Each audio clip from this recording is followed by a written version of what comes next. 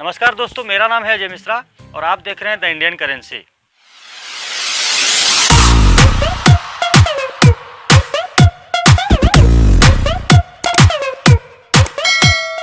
दोस्तों, अगर आप सिक्के कलेक्शन करते हैं, आप एक कलेक्टर हैं, तो आज का यह वीडियो आपके लिए बहुत ही महत्वपूर्ण होने जा रहा है।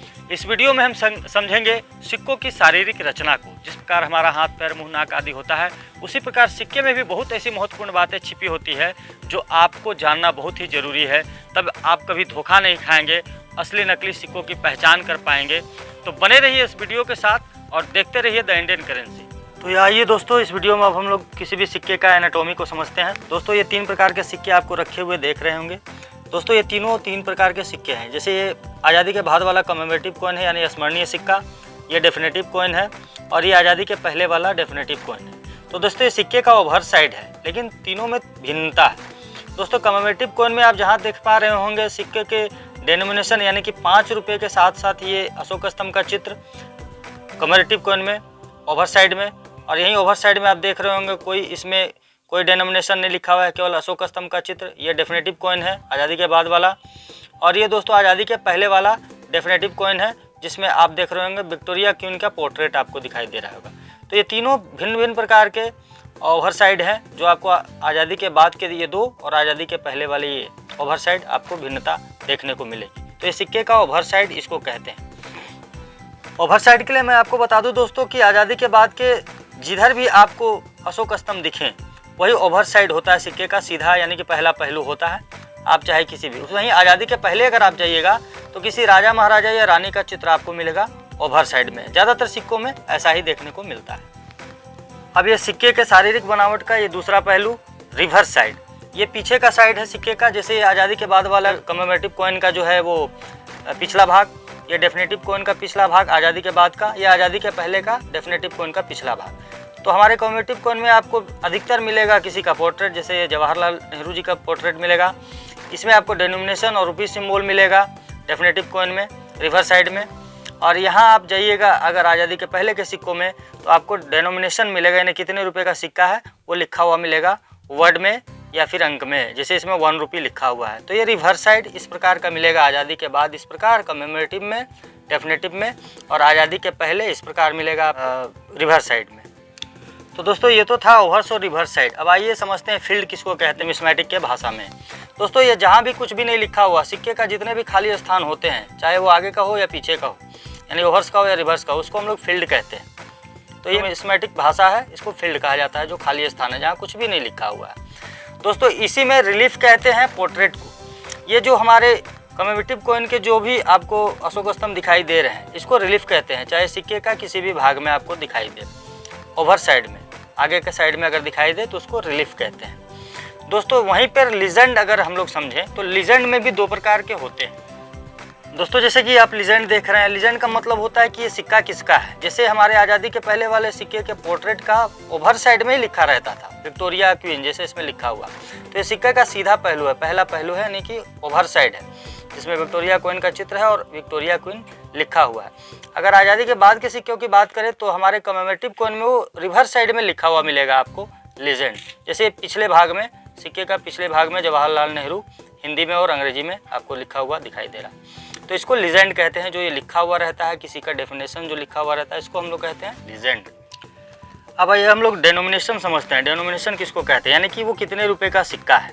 तो वो कहाँ मिलेगा आपको, अधिकतर रिवर्स साइड में मिलेगा। डेफिनेटिव कॉइन के रिवर्स साइड में मिलेगा और कमेमोरेटिव कॉइन के ओवर साइड में आपको मिलेगा। जैसे कि आप इन तीनों सिक्कों के अंतर को देखिए। ये कमेमोरेटिव कॉइन आज़ादी के बाद वाला, यहाँ आपको 5 रुपीज़ ओवर साइड में दिखाई दे रहा है। वहीं अगर डेफिनेटिव कॉइन आज़ादी के बाद वाले में देखें तो रिवर्स साइड में 20 रुपीज़ सिंबल दिखाई दे रहा है, इसको डेनोमिनेशन कहते हैं। और वहीं अगर आज़ादी के पहले वाले में देखें तो वर्ड में या अंक में भी दूसरे सिक्कों में दिखाई देगा आपको 1 रुपये। तो ये रिवर्स साइड में, यानी कि जो डेफिनेटिव कॉइन होते हैं आज़ादी के पहले हो या बाद के हो, उसके पीछे साइड में डेनोमिनेशन मिलेगा। और अगर आज़ादी के बाद वाले सिक्के में देखें कमेमोरेटिव कॉइन में, तो वो आगे में आपको लिखा हुआ मिलेगा डेनोमिनेशन। अब यहीं हम लोग डेट की बात करें तो डेट भी अलग अलग प्रकार से देखने को मिलता है। अगर वीडियो में आपको ठीक से दिखाई दे रहा हो तो यहाँ आपको डेट मिलेगा। देखिए डेफिनेटिव कॉइन में यहाँ 2020 जो लिखा हुआ है वहाँ डेट है। तो ये रिवर्स साइड में ही अधिकतर आपको किसी भी सिक्के में अगर आप जाएं, चाहे इस सिक्के की बात करें या फिर आज़ादी के पहले वाले सिक्के की बात करें, ये 1840 आपको दिखाई दे रहा है नीचे में, तो ये डेट इसी प्रकार से लिखा हुआ रहता है। या फिर हम आज़ादी के बाद वाले कमेमोरेटिव कॉइन की बात करें तो वो भी आपको डेट यहाँ लिखा हुआ मिलेगा 1989, जैसे इसमें दिखाई दे रहा होगा आपको। इस प्रकार इसको डेट। दोस्तों वहीं अगर हम लोग मिंट मार्क की बात करें तो ये डेट के ठीक नीचे रहता है, जैसे यहाँ आपको कोई डॉट दिखाई दे रहा होगा। दरअसल ये डायमंड का चित्र है। आज़ाद भारत के सिक्कों में 4 जगह सिक्के छपते हैं, हैदराबाद, नोएडा और कलकत्ता और बॉम्बे। तो ये बॉम्बे में छपा हुआ सिक्का है।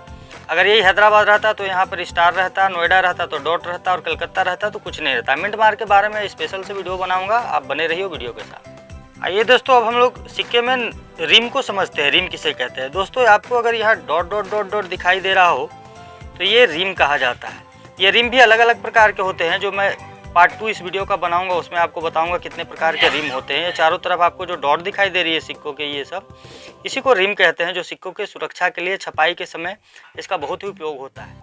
ये रिम आपको सिक्कों के ओवर्स और रिवर्स दोनों साइड में देखने को मिलेंगे। सिक्कों में बहुत प्रकार के रिम होते हैं, कितने प्रकार के रिम होते हैं वो मैं आपको पार्ट 2 में बताऊँगा। दोस्तों वहीं हम लोग अगर सिक्कों में एज की बात करें तो ये एज है, जैसे आपको सिक्के में दिखाई दे रहा होगा। तो ये देखिए अलग अलग डिजाइन दोनों सिक्कों में दिखाई दे रहा होगा। सिक्के का जो नीचे का भाग होता है उसको ये अलग एज है, इसको रेडिड एज कहते हैं। और इस सिक्के में अगर आपको दिखाई दे रहा हो तो अलग प्रकार का एज है, इसको सिक्योरिटी एज कहते हैं। तो एज भी बहुत प्रकार का होता है दोस्तों, ये वही समझने का चीज़ है। वो मैं नेक्स्ट पार्ट जब लाऊंगा इस वीडियो का तो उसमें आपको डिटेल में बताऊंगा कि कितने प्रकार के एज होते हैं। सिक्कों की सुरक्षा के लिए एज बहुत ही आवश्यक चीज़ होता है। दोस्तों अब बात करें शेप की, तो ये सिक्का पूरी तरह गोल है, जो आपको दिखाई दे रहा है, अच्छे से देख सकते हैं आप। ये गोल सिक्का है, इसका शेप अलग है। वहीं अगर इस सिक्के की बात करें तो इसका शेप जो है वो स्क्वायर है। तो दोस्तों अलग अलग प्रकार के सिक्कों में अलग अलग प्रकार के शेप होते हैं, वो भी बहुत प्रकार के होते हैं, उनका भी एक अलग नाम होता है, जो मैं नेक्स्ट पार्ट में जो वीडियो लाऊंगा उसमें आपको डिटेल में बताऊंगा। अब वहीं हम लोग इस 20 रुपये के सिक्के का बात करें तो यहाँ भी शेप देख सकते हैं। ये पूरी तरह राउंड नहीं है, ये बीच बीच में उठा हुआ है ना। तो इसका भी एक नाम है जो मैं आपको नेक्स्ट वीडियो में बताऊंगा। अगर आप चारों तरफ देख सकते हैं इसकी गोलाई को, तो ये एक पूरी तरह गोल नहीं, इसका अलग ही डिजाइन बना हुआ है। तो इन सब शेप का भी अलग अलग नाम होता है। तो दोस्तों पार्ट 2 में मैं ला रहा हूँ एज, रिम और शेप कितने प्रकार के होते हैं, ये सारा मैं पार्ट 2 में आपको लाऊंगा। आप बने रहिएगा वीडियो के साथ और देखते रहिए द इंडियन करेंसी। और दोस्तों अगर ये वीडियो आपको काम की लगी हो तो इसको शेयर कीजिए, लाइक कीजिए, सब्सक्राइब कीजिए और बने रहिए हमारे साथ हर एक वीडियो में। आप सभी दोस्तों का बहुत बहुत धन्यवाद। भारत माता की जय।